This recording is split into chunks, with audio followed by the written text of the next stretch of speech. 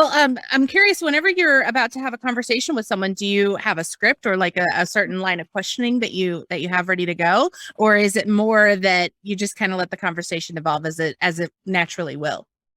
Yeah, it's depends on the guest, I guess. If when I first started, I tried to do it with no script, and there were some miserable moments of just like running out of things to say after 15 minutes.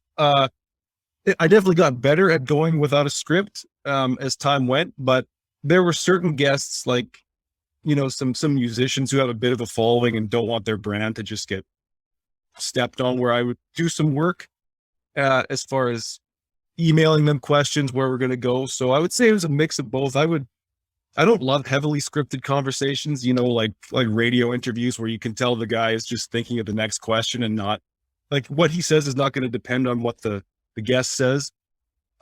Yeah, those publicist approved questions. Exactly right. Exactly right. So I mean, not to give recommendations, but it was about letting the conversation evolve naturally, but also maybe having some bullet points where if we got stuck, we knew we had somewhere to go. Now, with your podcast list of guests, do you have like a dream list of who you would really love to talk to? I mean,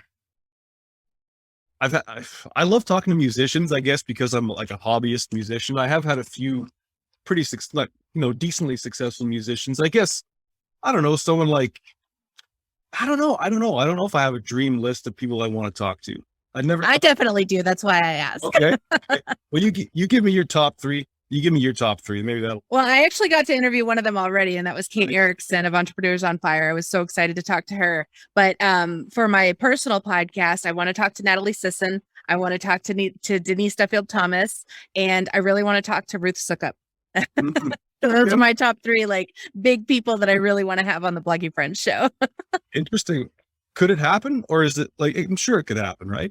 I don't know. I think it would be a matter of, I know one of the things that people say is you need to catch people when they're in promotion mode because they're more likely to say yes because they're trying to get on every podcast that they possibly can. So I'm kind of like watching their calendars and seeing what they're promoting and all that good stuff. So I think that's kind of a good piece of advice is if you do have a guest that you really want to get on your show, see when it is that they're actually trying to get their name out there or remind people of who they are. Because if they have a promo calendar, like let's say they have a course that's coming up, that's going to be the best time because they're already in launch mode. They're already prepared to be on camera or be on, audio and talk about something big that's happening in their lives.